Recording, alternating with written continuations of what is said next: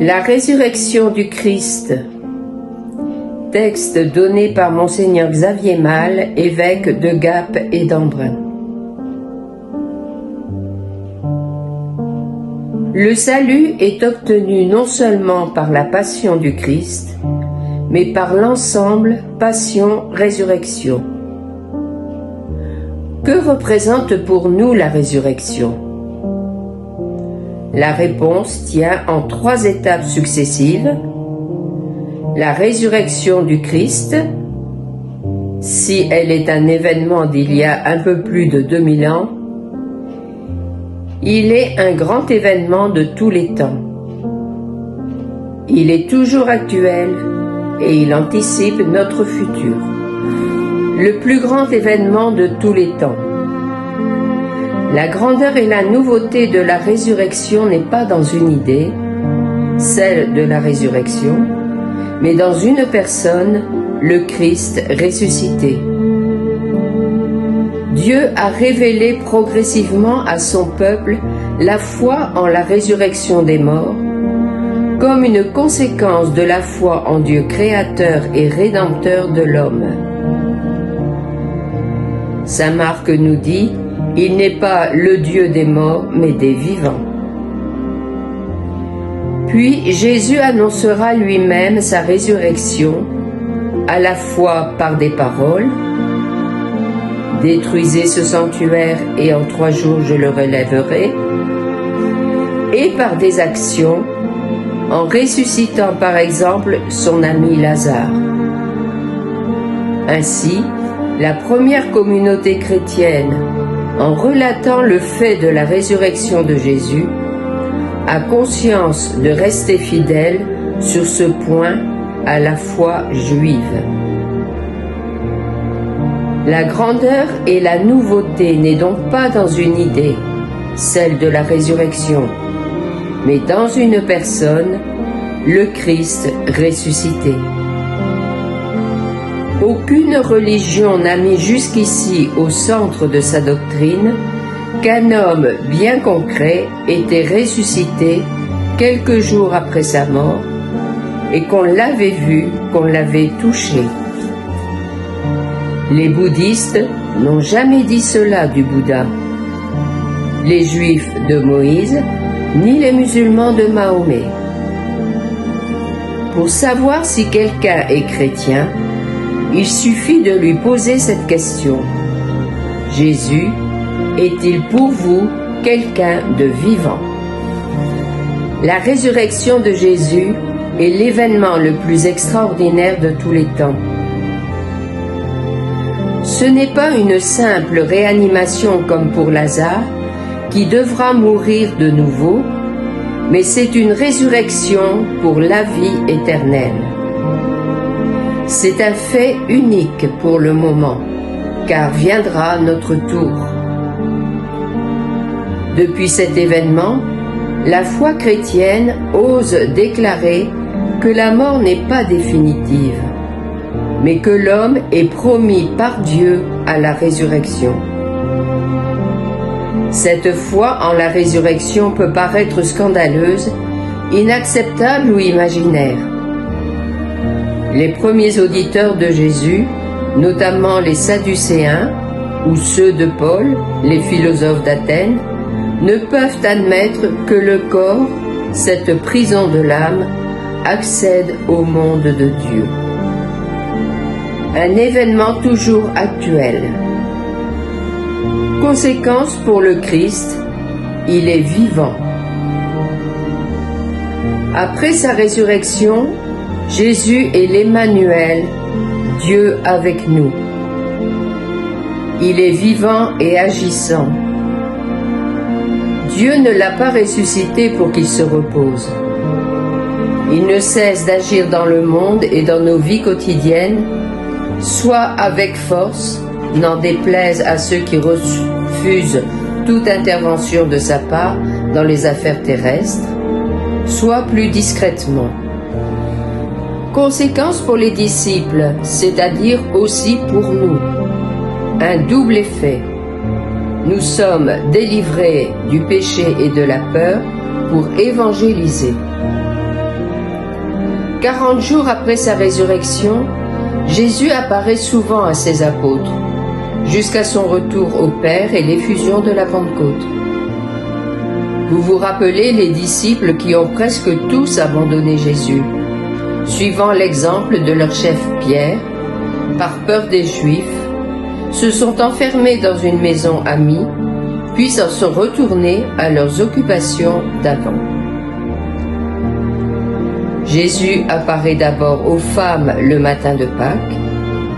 Cette expérience est inattendue, déroutante et bouleversante.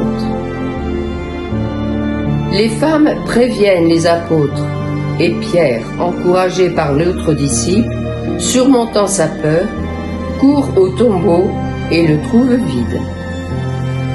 Marie-Madeleine, qui avait accompagné les 2 disciples au tombeau, tandis qu'ils s'en retournent chez eux, s'attarde devant ce vide et en reste à l'hypothèse de l'enlèvement.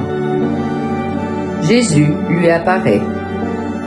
Puis il apparaît aux disciples d'Emmaüs, puis il apparaît aux apôtres dans la maison aux portes closes, puis à Thomas, puis enfin en Galilée, d'où il les envoie en mission. Avec toute cette préparation, on retrouve les apôtres transformés, annoncer la bonne nouvelle de la résurrection de Jésus au monde entier. C'est aussi notre mission. Libérés de la mort du péché et de la peur, nous pouvons évangéliser, c'est-à-dire annoncer qu'il est ressuscité, qu'il est vivant. Une des manières de l'annoncer est de le célébrer dans la liturgie. Je m'appuie ici sur une lettre de 1998 de Saint Jean-Paul II, Dies Domini, le jour du Seigneur, dont le numéro 19 intitulé « La Pâque hebdomadaire » cite un pape du 5e siècle, Innocent Ier.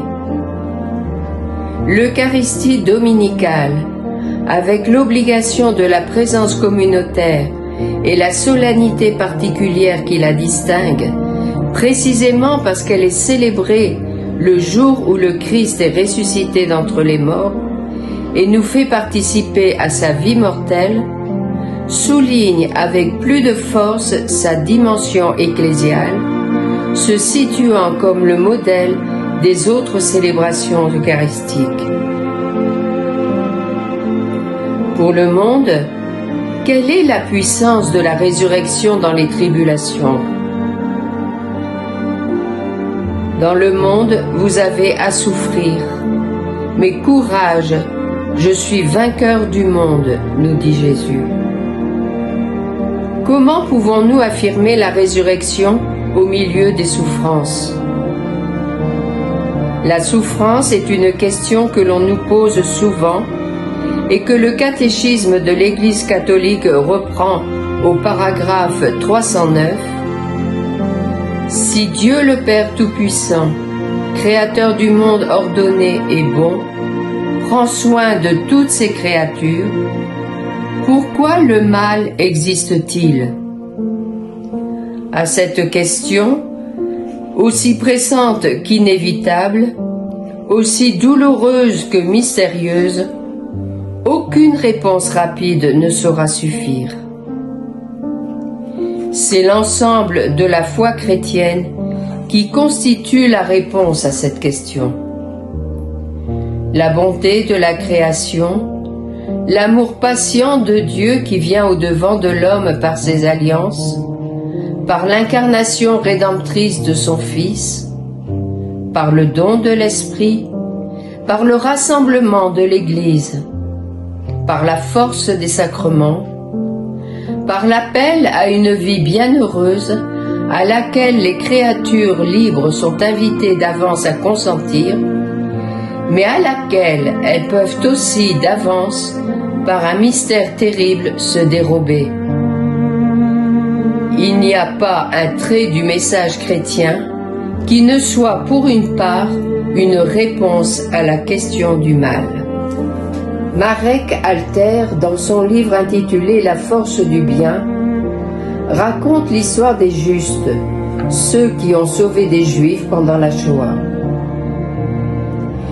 Il aurait fallu le dire depuis longtemps, le dire haut et fort. En des temps dominés par les lâches et les tueurs, il y eut des individus pour nous permettre de ne pas désespérer de l'humanité. Des hommes et des femmes qui n'ont pas hésité à risquer la mort pour sauver des vies. Irena, polonaise, a sorti du ghetto à la barbe des nazis 2500 enfants. Des religieuses ont abrité dans les couvents des centaines d'enfants traqués. Voilà ce que j'aurais découvert à travers mon voyage au pays des justes. Le bien existe. Et cette disposition à la bonté que tout homme peut porter en lui, les pires systèmes totalitaires ne la détruiront jamais. Des justes, il y en a dans toutes les situations les pires. Il me semble que c'est juste. Des hommes ordinaires qui accomplissent des actes extraordinaires vivent de la puissance de la résurrection, même s'ils ne le savent pas. La résurrection, un événement pour le futur. Le Christ est ressuscité d'entre les morts, lui premier ressuscité parmi ceux qui se sont endormis. Car la mort étant venue par un homme, c'est par un homme aussi que vient la résurrection des morts. En effet, de même que tous les hommes meurent en Adam, de même c'est dans le Christ que tous recevront la vie, nous dit saint Paul. Christ est ressuscité, il est vraiment ressuscité. Tel est le sommet de notre foi. La résurrection est le plus grand événement de tous les temps, un événement toujours actuel et un événement pour le futur. Rendons grâce à l'Église qui nous donne les jours du temps pascal pour nous permettre de toujours plus vivre de cette résurrection. Ainsi, chaque jour, nous redirons ce que Paul Claudel, l'un des plus grands écrivains français, a dit du jour de sa conversion: « Tu devins tout à coup quelqu'un pour moi. »